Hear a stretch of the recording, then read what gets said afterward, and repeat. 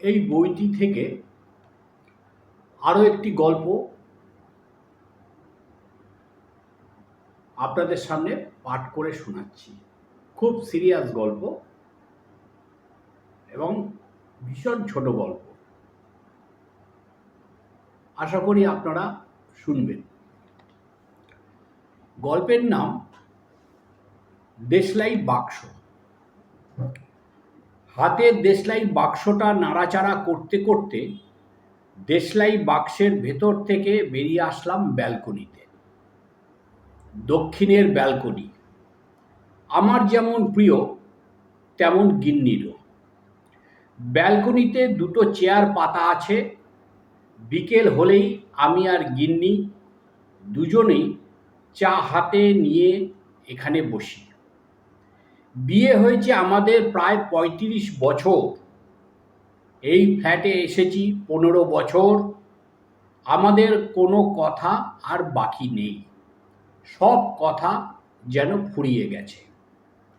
এখন গিন্নি আফসোস করতে করতে বলেন, বিয়েটা না করলেই বোধহয় ভালো হতো, তাহলে জীবনটা অন্যরকমভাবে ভাবা যেত। আমিও সেই একই কথা ভাবি, কিন্তু গিন্নির মতো প্রকাশ্যে বলতে পারি না।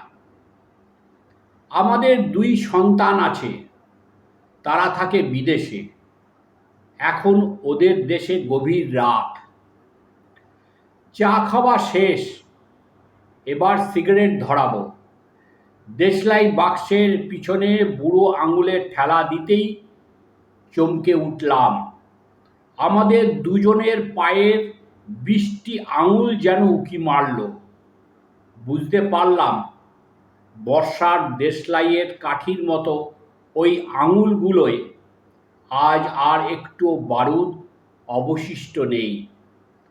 ৩৫ বছর আগে যে রাস্তা ধরে আমরা দুজন হাত ধরাধরি করে হাঁটতাম, সেই রাস্তাগুলো যেন অক্টোপাসের মতো ব্যালকনির রেলিং ধরে ঝুলছে। আমাদের অনেক কথা যেন পড়ে আছে। সেই কথাগুলো এখন আর আমাদের ঠোঁটের ডগায় আসে না। একটা ভয়ের বাতাবরণে গুটিয়ে আছে শরীর। দুজনায় দুজনের দিকে অর্থহীন দৃষ্টিতে তাকাই।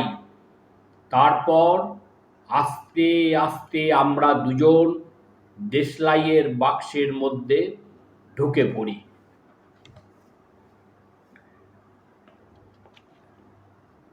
গল্পটা ভালো লাগলে মন্তব্য করবেন,